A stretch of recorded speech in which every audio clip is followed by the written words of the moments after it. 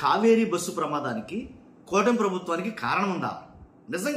నిజంగా అసలు నేను ఆ వీడియో చూస్తే ఆ వార్త నేను చదివితే కనుక నాకు చాలా షాకింగ్ అనిపించిందండి.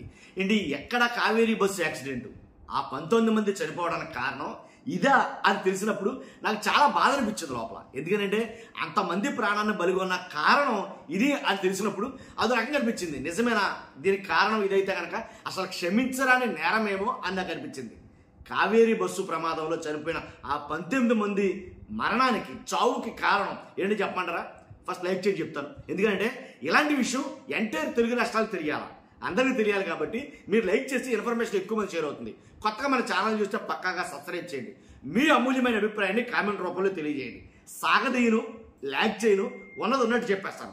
ఏంటంటే కావేరీ బస్సులో ప్రయాణిస్తున్న 19 మంది కారణానికి చావుకి కారణం ఒక బెల్ట్ షాప్ అంటే నాకు చాలా ఆశ్చర్యం అనిపించింది. ఇదేంటి ఈ బెల్ట్ షాప్కి ఆ కావేరీ బస్సు యాక్సిడెంట్ అవ్వడానికి కారణం ఏంటంటే ఎవడైతే బైక్ డ్రైవ్ చేశాడో, అర్థమైందా మీకు?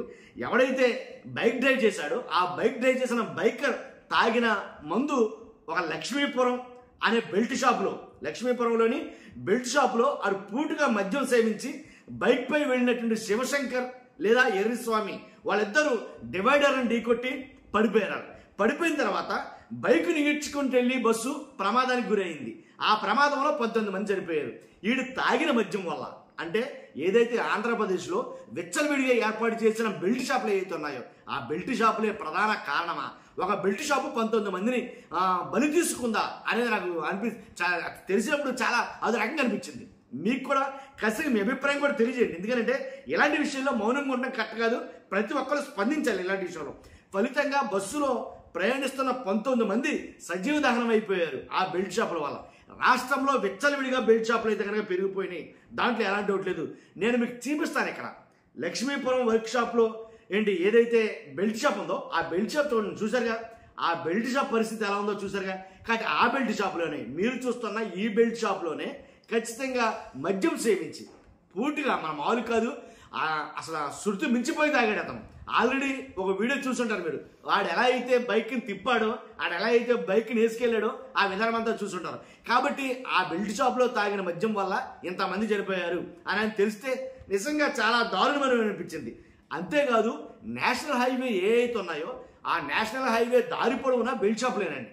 అలా రాష్ట్రంలో ఎప్పటికప్పుడుగా బెల్ట్ షాపులు అయితే వచ్చినాయి. కాదు బెల్ట్ షాప్ పెడితే కనుక బెండు తీస్తాం, తోలు తీస్తామని చంద్రబాబు నాయుడు గారు చెప్పినప్పటికీ ఎవరు వాళ్ళ ఇష్టాల రాజ్యంగా నిజంగా ఈ బెల్ట్ షాపుల వల్ల కూటమిలో కొంతమందికి నచ్చుతుంది, కొంతమందికి నచ్చట్లా. కాబట్టి ఒక రమస అయితే జరుగుతుంది. కానీ ఆ బెల్ట్ షాపుల ద్వారా వచ్చే ఆదాయం ఏదైతే కల్తీ మద్యానికి ముడిపడుతుంది, మళ్ళీ ఈ బెల్ట్ షాపులకి మళ్ళీ కల్తీ మద్యానికి, ఆ కల్తీ మద్యానికి మళ్ళీ టీడీపీ నాయకులకి వాళ్ళ అధినాయకులకి ఇలాగ ఇంటర్ కనెక్షన్ ఉండటం వల్ల ఇవి ఇష్టారాజ్యంగా పుట్టగొడుగుల్లా ఇన్సిపోయి ఆంధ్రప్రదేశ్లో అని చెప్పాలి.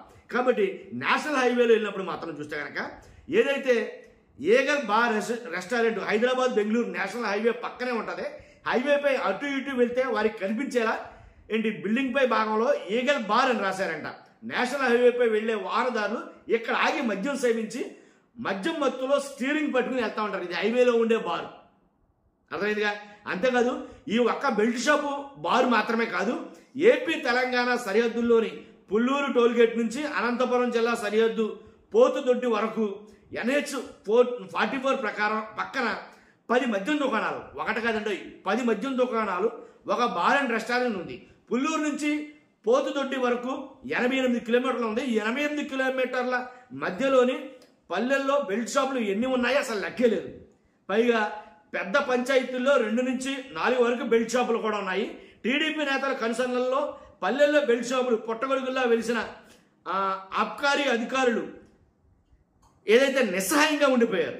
పైగా ఒకటండి నిజంగా మీకు ఇంకో విషయం చెప్పాలి బెల్ట్ షాపుల విషయంలో. ఎలా అంటే బెల్ట్ షాపులకి యథేచ్ఛగా పబ్లిక్గా వేలం పాటలు నిర్వహించారు. ఒక్కో బెల్ట్ షాపు 6 లక్షలకి 7 లక్షలకి అసలు లక్షలకు అంతే లేకుండా పాటలు నిర్వహించారు. అన్ని బెల్ట్ షాపులు అయితే ఉన్నాయి. నిజంగా ఇది యథార్థం అండి. బెల్ట్ షాపులు అనేవి పుట్టగొడుగులా గెలిచిపోయాయి. దీని మీద చర్యలు తీసుకోవాలని టీడీపీలో కొంతమంది నాయకులు అన్నారు. మీకు ఐడియా ఉందో లేదో. కాబట్టి లేవు బెల్ట్ షాపులు అంటే కొలికపూడి శ్రీనివాస్ తిరువూరులో ఇంచుమించుగా కొన్ని బెల్ట్ షాపులు ప్రత్యక్షంగా ఒక ఎమ్మెల్యే చూపించాడు. ఇగో బెల్ట్ షాపులు, ఇవన్నీ బెల్ట్ షాపులే. అధికారికంగా ఎమ్మెల్యేలు అలాగే నాయకులు ఎవరైతే ఉన్నారో వాళ్ళ కనుసన్నల్లో బెల్ట్ షాపులు నడుస్తున్నాయి. కాబట్టి ఈ బెల్ట్ షాపులన్నింటినీ నియంత్రించాలి, తీసేయాలి. కాబట్టి మద్యం మేర ఏదైతే ఏపీ కల్తీ మద్యం జరిగిందో ఆ కల్తీ మద్యం అంతా ఈ బెల్ట్ షాపుల ద్వారా అమ్ముతున్నారు. ఆ తాగినోడు ఎవడైతే శివశంకర్ ఎర్రముని ఎవరైతే ఉన్నారో ఆ తాగినోడు ఎవడైతే ఉన్నాడో వాడు ఆ బెల్ట్ షాప్లో ఆ మద్యం తాగినాడు. ఆ తాగింది నికార్సైన సరుగా లేకపోతే కల్తీ మద్యమో తెలియదు. ఆ తోలింది ఎలా తోలాడో మీరు చూశారు. కాబట్టి 100% బెల్ట్ షాపుల వల్లే చనిపోయాడు. ఆ బెల్ట్ షాపు వల్లే ఇంతమంది ప్రాణాలకు బలి తీసుకున్నారంటే నిజంగా ఈ వీడియో వైరల్ అవుతుంది. కాబట్టి ఇదండి జరుగుతుంది. కాబట్టి ఖచ్చితంగా 100% మీ అభిప్రాయం ఏంటో కామెంట్ రూపంలో తెలియజేయండి. ఫస్ట్ అయితే లైక్ చేయండి. Thank you very much.